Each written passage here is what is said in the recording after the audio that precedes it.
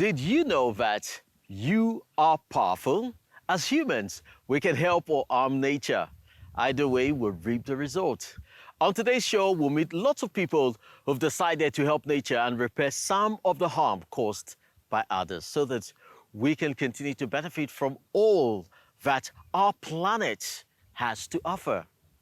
Welcome to Eco Africa. I am Chris Lems in Lagos, Nigeria, and I'm joined by my co-host Malama Mukonde in Lusaka, Zambia. Hi everyone, it's great to have you along. Here's what's coming up in today's show. Beautiful braids, rethinking hair extensions for the benefit of the environment and women's health. Old jeans, new purpose. How upscale denim is giving children a boost and protecting nature. And preserving a paradise, cleaning up the iconic Victoria Falls. But first, let's talk about frogs. You might think they're cute, ugly, or even scary, but you probably don't realize just how important they are for the environment. In the last few decades, however, human-driven climate change and habitat loss have been putting them at risk. We begin in Ghana, where conservationists are fighting against amphibian extinction. These men are searching for a creature that hardly anyone has ever seen. They are conservationists and they are about to get lucky. Yeah. We got one. Good. Nice. This is a tadpole of the Atiwa slippery frog. The species lives only here in southern Ghana and is almost extinct. The Atiwa forest is actually officially protected. The government has stopped plans to extract bauxite ore, but illegal mining continues to pollute the water systems. So the sediments from the illegal mining usually gets into the water bodies, these streams, and then it endangers the habitat of these frogs. So they end up, we end up losing them, and it's become quite a menace. And this is our little way of saving and providing an assurance population for the species. Named for their smooth skin, it's thought just 200 Atiwa slippery frogs still remain in the wild. Their native habitat is limited to Atiwa forest, which is under increasing pressure from encroachment, pollution, and human-induced climate change. Around 250 kilometers from Atiwa forest lies the Government Research Institute, CSSR. It is here that the team from the NGO Help Conservation in Ghana have carefully brought coolers with the precious tadpoles that they caught in the river. They will be raised under controlled conditions in the lab in an attempt to bring back the Atiwa slippery frog population from the brink. We have about 22 tadpoles in these tanks, which we are breeding to successfully be able to have up to 400 slippery frogs in the next 5 years and release them back into their natural habitats when the threat of the frog has been dealt with. While some people are breeding rare frogs to save them, others are hunting them. We have come to the Nabogo River in one of Ghana's poorest regions, with almost 40% unemployment. Communities here used to live from fishing, but fishing stocks have collapsed. Now frogs are keeping families alive. This particular species isn't endangered yet.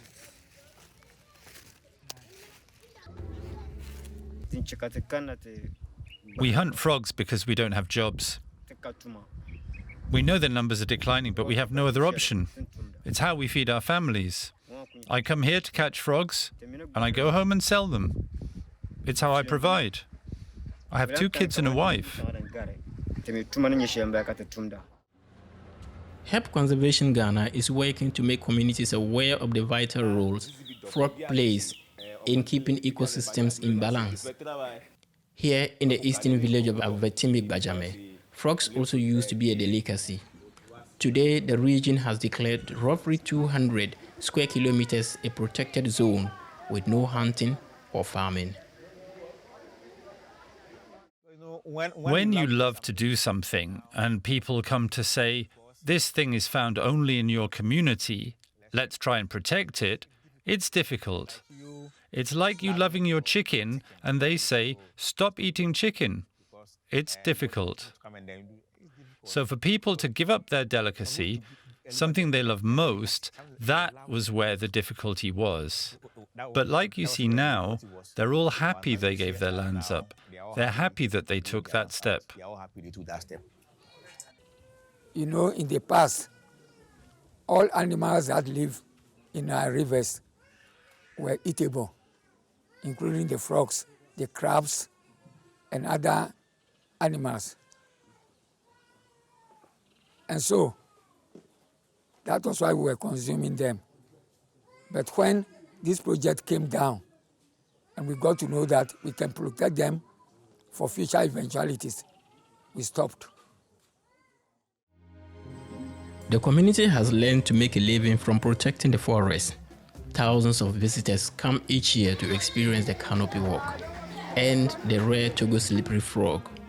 This endangered species is genetically distinct from other frogs and needs pristine, fast-flowing streams to survive. Oh, calm down. I think it's interesting to see them because even if I knew beforehand that frogs are important in our biodiversity system, I don't know exactly what's their role in it. Scientists say the slippery frog genus has evolved separately from other frogs for the last 70 million years.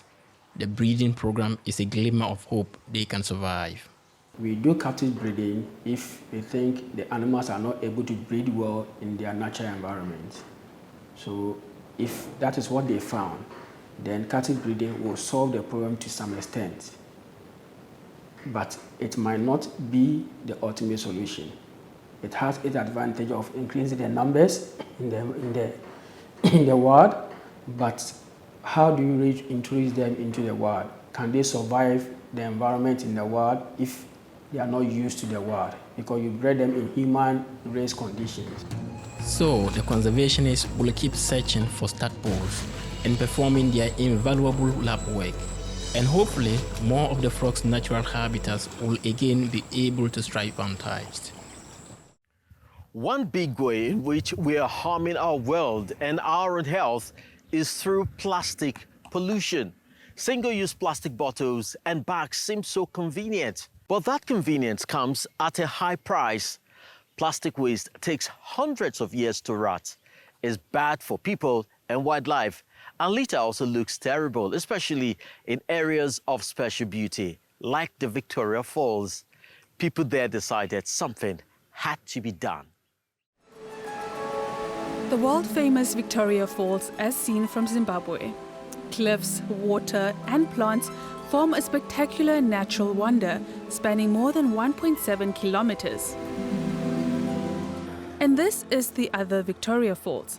The town is a gateway to the World Heritage Site dominated by stone, metal and plastic. The town and the national park are linked by a 10-kilometer highway, today's destination for these waste collectors out on a mission. Plastic is our number one problem when it comes to waste. In all our cleanups, I can almost say that 70 to 80% of the waste that we collect is plastic in its various forms. As the custodians of one of the 7 natural wonders of the world, we are obviously beholden to ensure that we keep it clean and pristine at any given time. Douglas Musiringofa has been with the pristine Victoria Falls Society since 2022. It's a small team of 6 employees, but they've mobilized up to 400 volunteers who are helping them clean up the surrounding area. The Victoria Falls draws 400,000 tourists every year. Without a functioning waste collection system for them and the town's 35,000 residents, garbage often ends up in nature. So the group is also active in the nearby communities.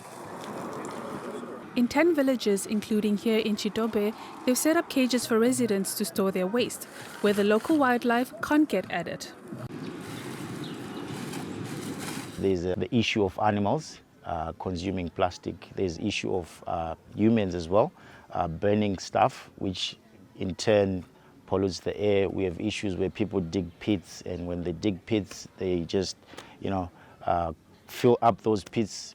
And then what happens at the end of the day is you get microplastic going down to the water table, and then, it's a chain reaction of so many bad things. Every week, volunteers visit the 10 villages to empty the cages. Together with the cleanups in the streets, they collect around 3,000 bags of garbage a month, amounting to 40 tons a year. As a result, local residents have become more aware of the problem of environmental pollution.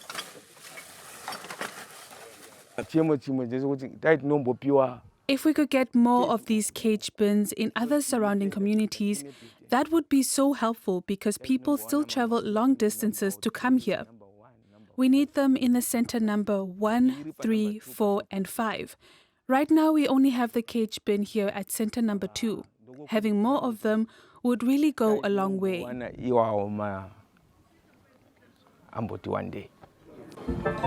The collected waste is taken to the only landfill in Victoria Falls. With the support of environmental groups and tourism companies, the pristine Victoria Falls Society has built a solar-powered electric fence around the dump to keep out animals.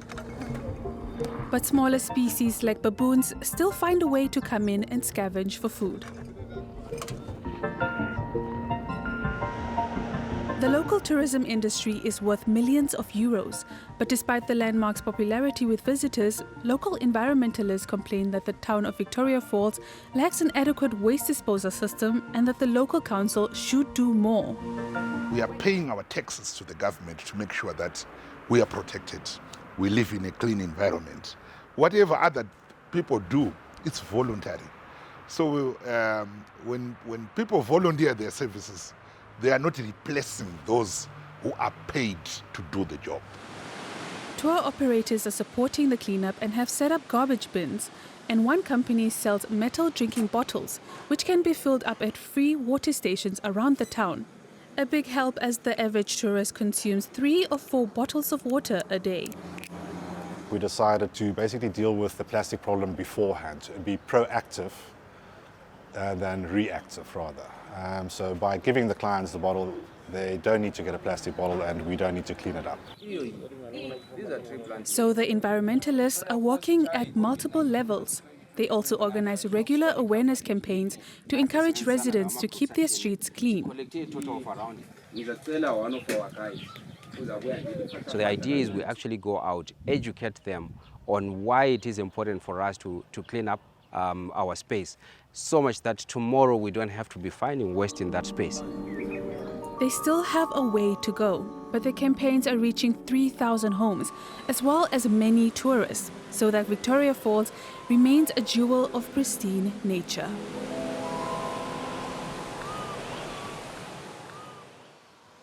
Beautiful and so important to keep it that way. Now to a very different form of plastic pollution. Many of us love to change our hairstyles. We go from short to long, straight, curly, textured to braids.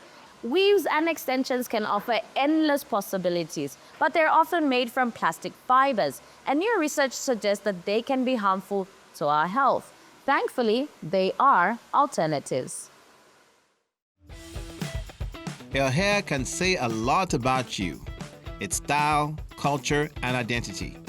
And what's in fashion is constantly evolving. The wig and hair extension industry is booming, worth billions and still growing. But sometimes, chasing the latest fad can bring unexpected dangers. Some synthetic hair has chemicals which may affect some scalps. The affected scalps may start itching within 3 weeks to a month. Some people remove it the same day because of itching. And synthetic fibers can pose much more serious health risks, as a study in the US shows. Consumer Rights is a non-profit that tests products for quality and safety. Tests of 10 popular synthetic hair brands revealed heavy metals and other toxic compounds. Dangerous not only for extension lovers in the US, but also in Africa, where many of the same synthetic hair products are used. We found A number of the samples had cadmium, but at low levels. But 9 out of the 10 products had lead, and the lead was at a concentration that concerned us. Consumer Rights also found benzene, a chemical linked to cancer. It's regulated in the US, but in many African countries, there are no clear limits for its use in hair products. And the danger doesn't end there. Braids and extensions are often made with single-use synthetic fibers, and once discarded, linger in the environment for centuries, releasing toxins and microplastics into soil, rivers, and groundwater. Plastic hair is just over in our streets, in the riverbanks. So I thought of coming up with biodegradable hair that will replace the plastic hair, so that whenever it's discarded, it will be able to decompose and not harm our environment. The Malawi startup has built a sustainable model based on sisal. Considering that our main raw material is sisal and it's locally available, we also have plans that will grow our own sisal so that we reduce cost on accessing the raw materials. We have our own and we produce hair from that. Sisal is a natural fiber that comes from the leaves of agave plants. Today, global demand for this tough, eco-friendly material is rising again, especially in sustainable industries. Traditionally, it's been used to make rope and yarn, later turned into sacks, rugs, and other durable goods. But hair, will sisal really replace synthetic fibers in braids and extensions? If you can take a look at this, it doesn't tangle, unlike to the synthetic hair. The sustainable part is what drives it the most. Texture is needs a bit of work, but I think it's cool. I think also just the fact that once I take it off, it's biodegradable. As sisal hair fiber technology improves, it could offer a healthier alternative for us and the planet. More and more people globally are living in cities, but in some places, there's also the reverse trend, with people moving to smaller towns or rural areas, now to Italy, to meet a woman who did just that to begin a new life closer to nature, and also a new job. At first, it wasn't easy for the herdsmen to accept that a woman wanted to learn this profession. 15 years ago, Gabriella Michelozzi changed her life and became a shepherdess. Back then, she was a pioneer in Italy. Before that, she'd lost her job at a call centre. She and other striking workers occupied the company's premises for 6 months, to no avail. By the end, they were living from homegrown food like her grandparents once farmed. That marked a turning point for her. My sister and I said to ourselves, if our grandparents could live a dignified life on a farm with a few animals, then we should also be able to make something edible out of the earth and a few hens. So that's how our adventures in agriculture began. She started by bringing her family's farm, an hour's drive from Florence, back to life. The fields were overgrown. It was hard work.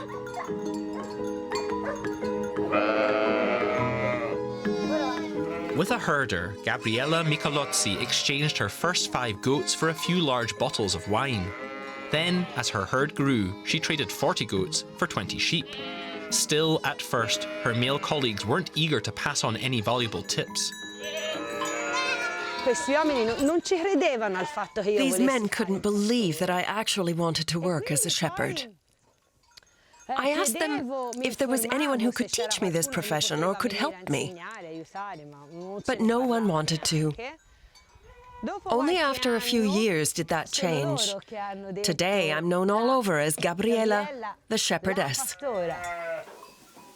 Meanwhile, more and more Italian women want to follow in her footsteps. To make it easier for the next generation, a shepherd school opened 3 years ago in Tuscany. Caterina Blasi has just enrolled there. It was founded by the Foresti Casentinesi National Park.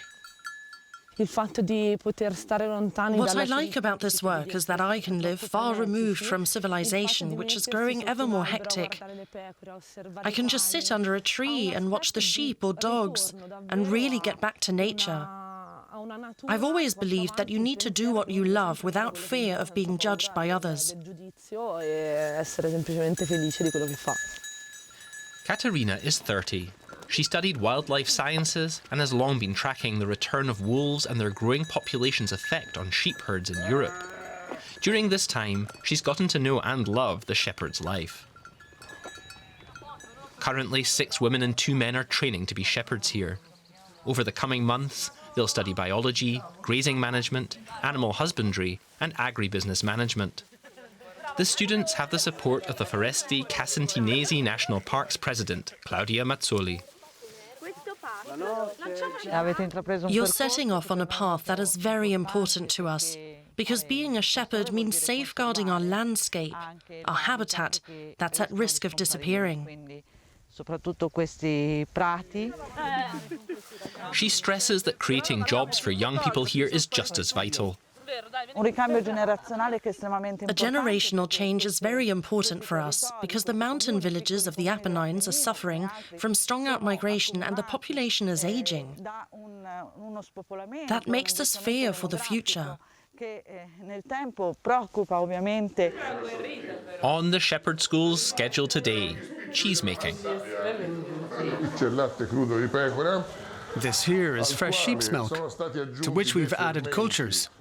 To make this kind of cheese, it's good to use a little room that's kept at a constant temperature of 20 degrees Celsius, because the milk stands here, which is now curdling, as well as the freshly made cheese. The school ensures that its graduates learn the skills they'll need to live from their dream job. Experienced shepherdess Gabriella also has some good advice for the new recruits. If you're prepared to love the land and the animals, and don't see living such a life as making a sacrifice, on the contrary, it makes you happy, then this is the right profession for you. Gabriella will soon have lots of budding shepherds and shepherdesses by her side. Unlike those men when she was starting out, she's happy to help these young people learn the ropes. We come back to Africa. Location, Nigeria, where one school teacher has come up with a simple idea that brings change and gives children a sense of self-worth. Here's this week's Doing Your Bit.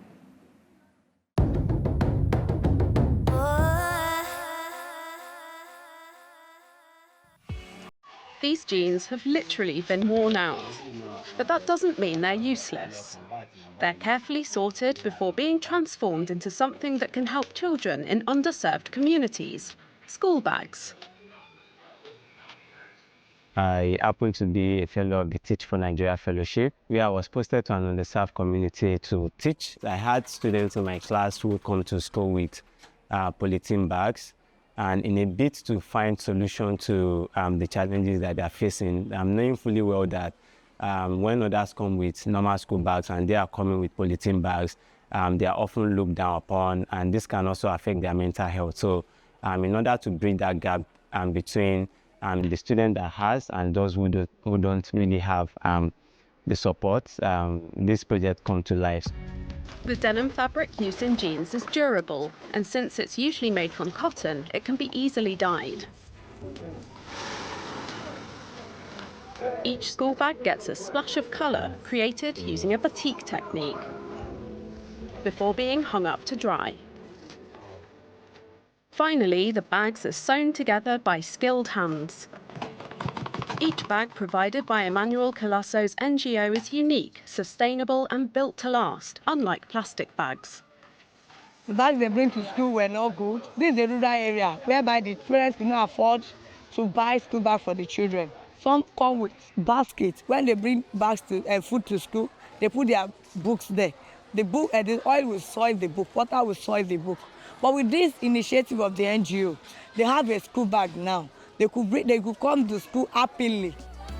The new school bags keep books tidy and clean, and they've lifted the kids' spirits. We're able to give 28 bags today. Over the course of the year, we are looking to do more. Our goal for this year is to find a way to do between 500 to 1,000 bags. Such a simple idea, but what a difference it makes. You too can bring change to your community and environment. Share your ideas with us by writing to us at eco@dw.com. I am Chris Lems in Nigeria. Thanks for watching and see you next time. For more inspiring stories, just search for Echo Africa online. Great to have you along today. I'm Malama Mukonde in Lusaka, Zambia, saying bye for now.